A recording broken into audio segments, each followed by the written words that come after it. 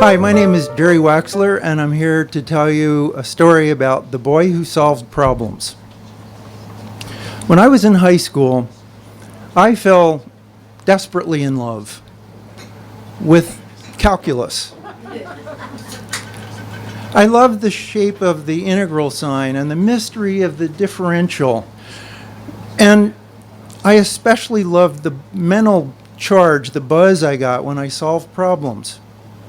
Now, this was in an all-boys high school in Philadelphia, Central High.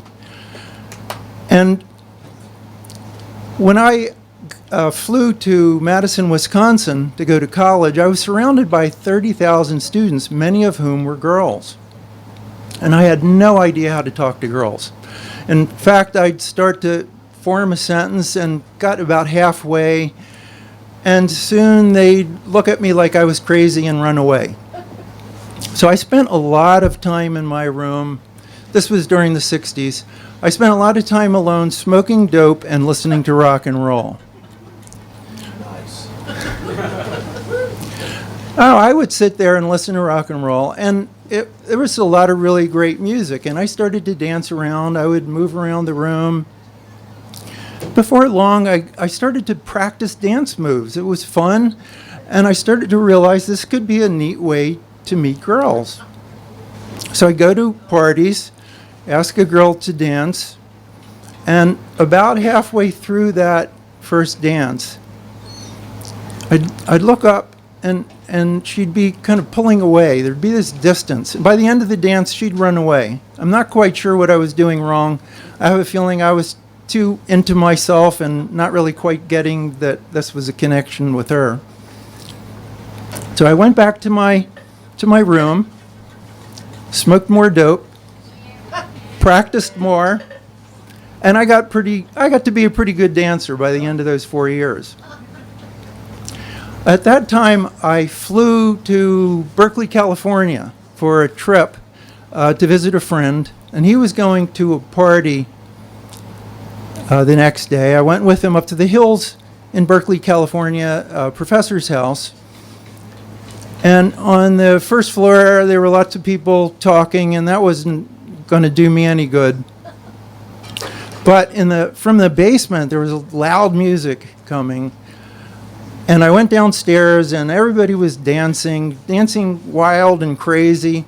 And I spotted a girl. She was beautiful. She was tall, blonde, athletic, and she was dancing like a wild woman. So I went up to her, and we started to dance. And about halfway through, I looked up, and it was a miracle. She was looking back at me, and she was smiling. It was like a charge of electricity that went through me, and I got even crazier. I was dancing like crazy and doing all these moves, and she actually got crazy too. And we were dancing and starting to laugh. It was so much fun. And by the end of the night, we'd had a great time, and she actually gave me her address, and I went to look her up the next day, and we just hit it off. It was clearly a case of opposites attract. I was a swarthy Jewish East Coast kid I hated everything. I especially hated the war. And she was a Californian, bright, sunshiny, life was good. So that opposites attract thing really worked wonders, and we just were madly in love. We couldn't get enough of each other. We were cuddling, making love. It was wonderful. I thought, oh my God, all of my problems are solved. This is it. I never need to worry about anything again as long as I live, because this is my life. Unfortunately, as the hypnosis started to wear off, I got to a point where I didn't really know what to say. And then not only that, I didn't understand who I was in this relationship. I didn't know how to connect with her or be responsible to her. And soon it became apparent this was not a real relationship. I remember that day walking out into the bright, balmy California sunshine. The hippies were walking by without a care in the world. And inside my heart, it was black as night. I was just totally devastated. Here I was. I had attempted to achieve the greatest thing in my entire life. I thought I had it, and it just disappeared. It blew up in flames. I just realized something's wrong with me. I need to change. I need to change at a very fundamental level. Oh, as Berkeley in 1970, I started to seek, and I quickly found a spiritual path that gave me something to believe in, and it gave me a hope for something beyond myself and lifted me out of my despair. It also gave me a type of meditation that helped me calm the turmoil that was in my mind. I didn't even know I had turmoil in my mind, and I tried to meditate, and there was all this stuff going around, and it helped me calm that. I kept that up for a couple of years, and then I discovered journaling. I wrote in a journal every day for an hour, and I watched this stream of thoughts that just were going through my mind, and they appeared on the page. It wasn't great writing, but I was finding my words. Then I discovered talk therapy.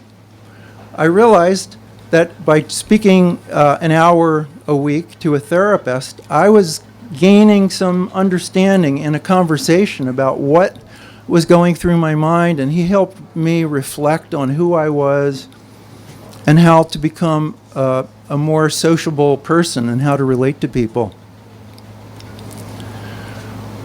And by this time I had moved back east to be closer to my family. Maybe I could soak up some of a semblance of order from being back in my roots.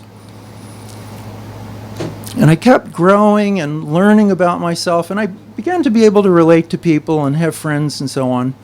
I decided that I wanted to give back to others, that people don't need to feel stuck with the emotional limitations that they have, that they can work and grow and become more than they had been. So I went back to graduate school in counseling psychology. And in that first class, it was called an encounter group, we sat around in a circle. And I'd never been in a class like that before. We were looking at each other. And any other class I'd ever been to, we looked up at blackboards and learned abstract ideas. But in this class, we were reflecting each other. I was listening to them listening to me.